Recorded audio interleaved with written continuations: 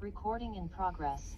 Hey friends, how are you? I hope you're doing well in this January edition of Here and Human Wellness. Today I wanted to talk a little bit about the latest 2025 to 2030 dietary guidelines. And I'm going to take an approach where I maybe categorize them into like what I fully agree with, and then some things that feel a bit confusing, and then some areas that, let's just say, I'm not going to be recommending in my own private practice. We'll start off by talking about what the dietary guidelines are. They are guidelines that are created by the government, the Department of Health and Human Services, and the FDA. They are created every 5 years. And they were originally created to guide nutrition policies, and still do.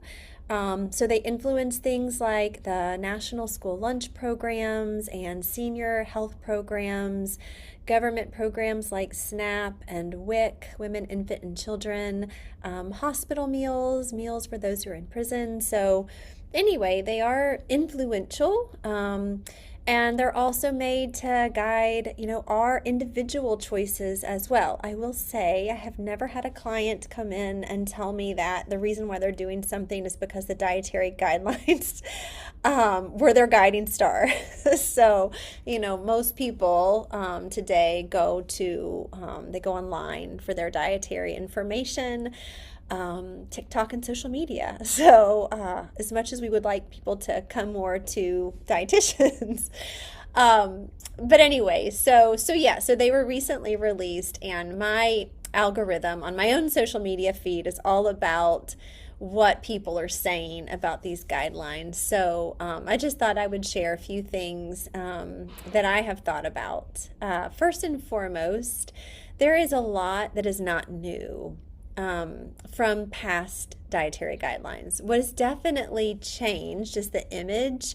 Last dietary guidelines was the image of a plate. I think that plate got introduced from the Obama administration, Michelle Obama, and I really liked that image. I think it's the way that we eat. We put food on a plate, compared to like the old pyramid, which was introduced or ended, I think, in 2011.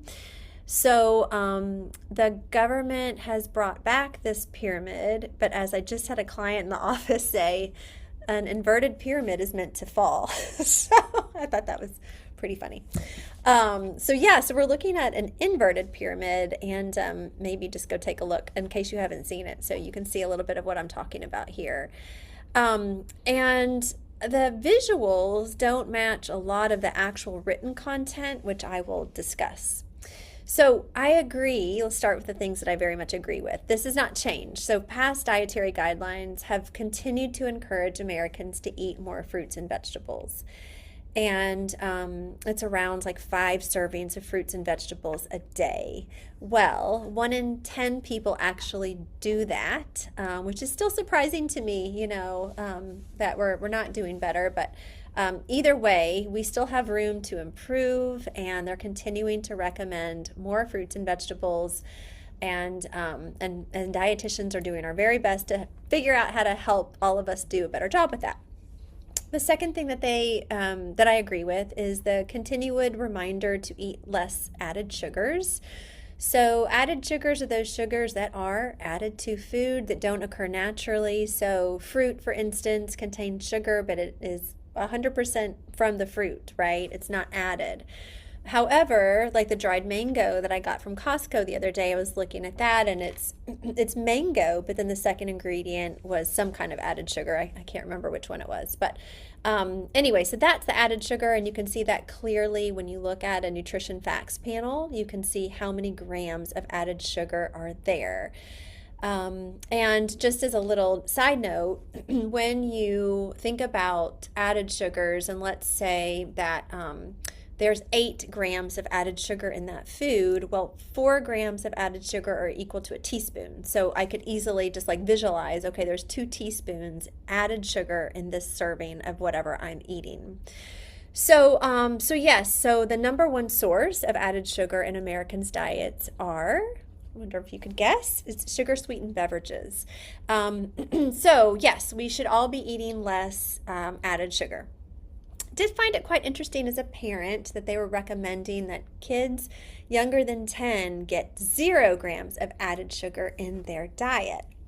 Good luck with that. There must be no parents on the dietary guidelines panel or board, because that is a pretty darn near impossible thing to be able to do. If you can get to 2 years old with no added sugars for your kids, that in itself is impressive.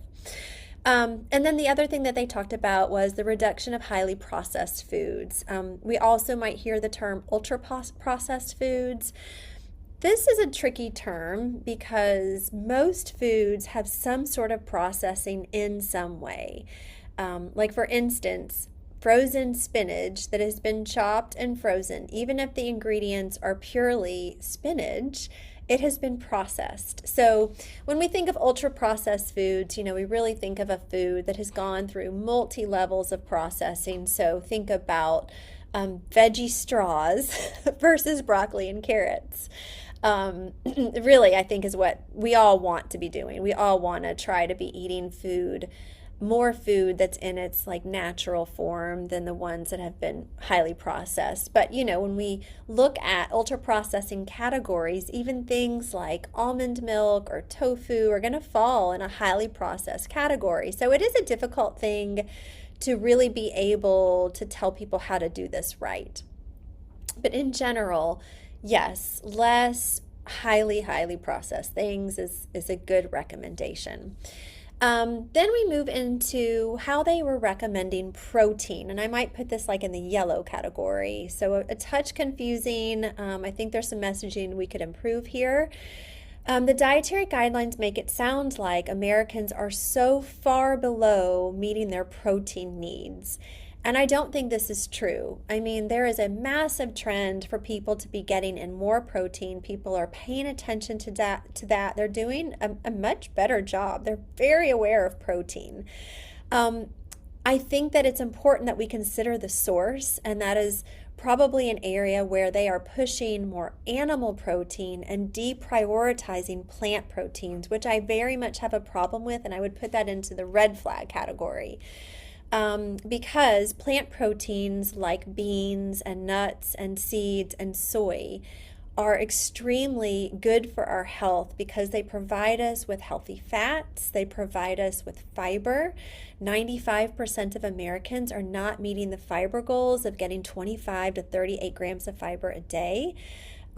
So when we are encouraging people to eat more protein, we want to encourage a mix of proteins from animals and plants.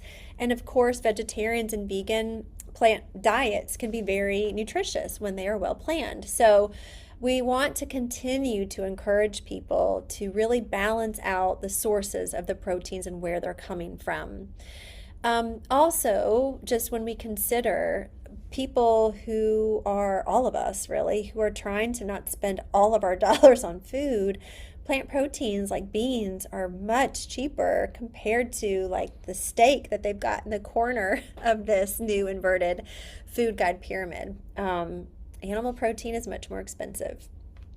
So I also have a red flag with the recommendation about eating more animal protein, and they are showing on the image animal proteins that are higher in fat. So red meat, this is not a protein source, but it is a fat source. Butter and beef tallow are high in saturated fats, as well as whole milk and full fat dairy. Those are high saturated fat sources from animals, and in the dietary guidelines, they recommend that we don't get more than 10% of our calories from saturated fat for good reason. There is very clear evidence-based data that shows too much saturated fat in the diet is a huge risk factor for heart disease. Now, genetically, we are all different, and not everybody's sensitivity to saturated fat is the same. But when we're giving population-based dietary advice, we absolutely have to consider that, and that is why they did consider it and say we don't need too much saturated fat in the diet. But yet, the visual and some of the food recommendations that they are recommending go against that in a big way. If we followed eating more red meat, more butter, more full fat dairy, I know sure as hell for me, my cholesterol would go up. So I will continue to choose, middle of the road dairy, full fat dairy sometimes in cheese because I enjoy that. I don't really love reduced fat cheese. But also, it looks like my screen is frozen, but I'm going to keep talking. But also, like yogurts might be sometimes fat-free or lower in fat. Yogurt is an appropriate suggestion. And then doing 2% or skim milk over full fat whole milk. Let me see if I can do anything about this frozen screen and my internet.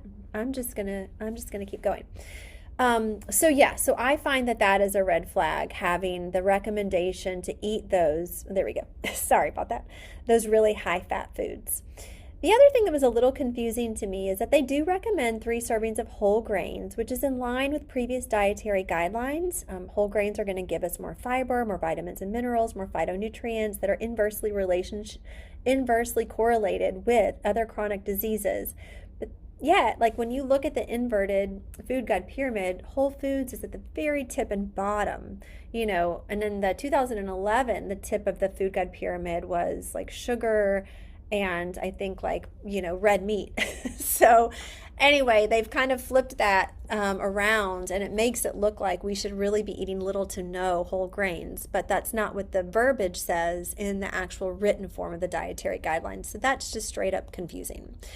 And then the final thing that I want to say is about alcohol recommendations. So they say that you should drink less for better health. Well, that's true, but it's also incredibly vague. And we need more specific guidelines on alcohol consumption, because we know that the research shows there's no evidence at all that any amount of alcohol benefits our health, and that even moderate amounts of alcohol can increase the risk of certain types of cancers.